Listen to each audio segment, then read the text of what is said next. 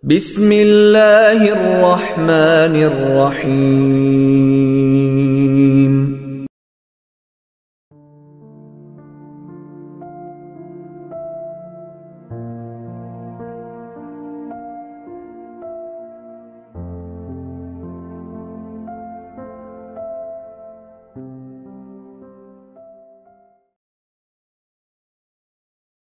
Assalamualaikum warahmatullahi wabarakatuh. Kisah pesina bertaubat yang membuat Rasulullah kagum.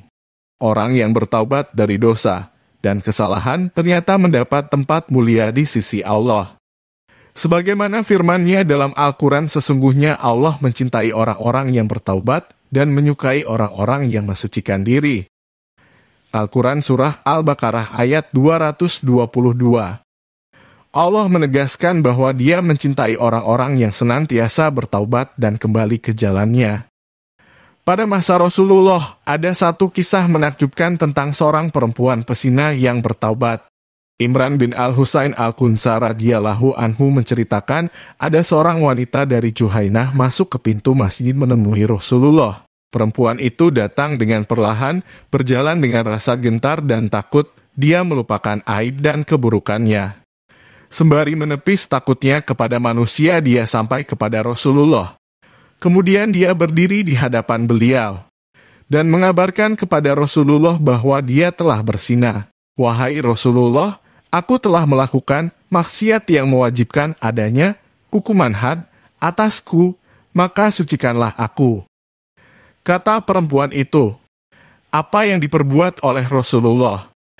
Apakah beliau meminta persaksian dari para sahabat atas wanita tersebut? Ternyata tidak, wajah beliau memerah dan memalingkannya ke arah kanan, diam seakan-akan beliau tidak mendengar sesuatu. Rasulullah berusaha agar wanita ini mencabut perkataannya. Akan tetapi perempuan itu adalah perempuan istimewa, perempuan yang keimanannya telah menancap di dalam hatinya. Maka Nabi bersabda kepadanya, jika engkau melahirkannya, berlalulah bulan demi bulan, perempuan itu mengandung putranya selama 9 bulan, kemudian dia melahirkannya. Maka pada hari pertama nifasnya, dia datang membawa anaknya yang tengah diselimuti kain dan berkata, wahai Rasulullah, sucikanlah aku dari dosa zina. Inilah dia, aku telah melahirkannya, maka sucikanlah aku wahai Rasulullah. Maka Nabi pun melihat kepada anak perempuan tersebut. Sementara hati beliau tercabik-cabik karena merasakan sakit dan sedih.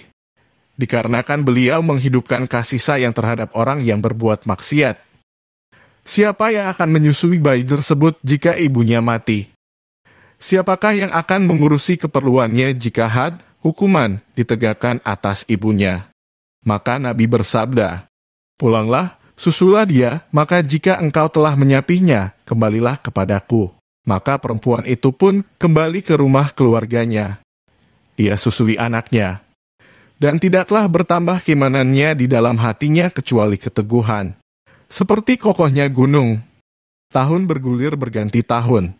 Kemudian perempuan itu datang dengan membawa anaknya yang sedang memegang roti.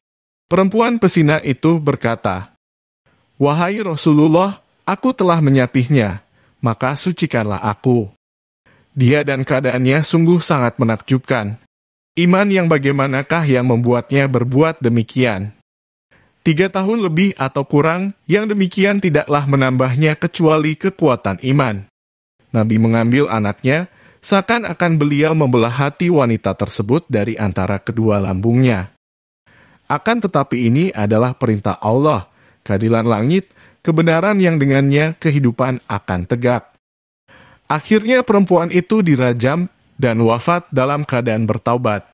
Bersabda siapa yang mengkafil atau mengurusi anak ini, maka dia adalah temanku di surga seperti ini. Dalam sebuah riwayat bahwa Nabi memerintahkan agar wanita itu dirajam, kemudian beliau mensolatinya. Maka berkatalah Umar bin Khattab, Anda mensolatinya wahai Nabi Allah, sungguh dia telah berzina. Maka beliau bersabda, sungguh dia telah bertaubat dengan satu taubat. Seandainya taubatnya itu dibagikan kepada 70 orang dari penduduk Madinah, maka taubat itu akan mencukupinya. apakah engkau mendapati sebuah taubat yang lebih utama dari pengorbanan dirinya untuk Allah? Hadits riwayat Muslim dan Imam Ahmad, sesungguhnya ini adalah rasa takut kepada Allah. Sesungguhnya itu adalah perasaan takut yang terus-menerus berada pada diri perempuan mukminah itu saat dia terjerumus ke dalam jerat-jerat syaitan. Dia telah berbuat dosa, akan tetapi dia berdiri dari dosanya dengan hati yang dipenuhi iman dan jiwa yang digerakkan oleh hinanya maksiat. Demikian kisah taubatnya pendosa yang sangat menakjubkan. Dia bertaubat dan rela berkorban demi kembali kepada Allah. Sesungguhnya inilah taubat sejati para hamba-hamba Allah.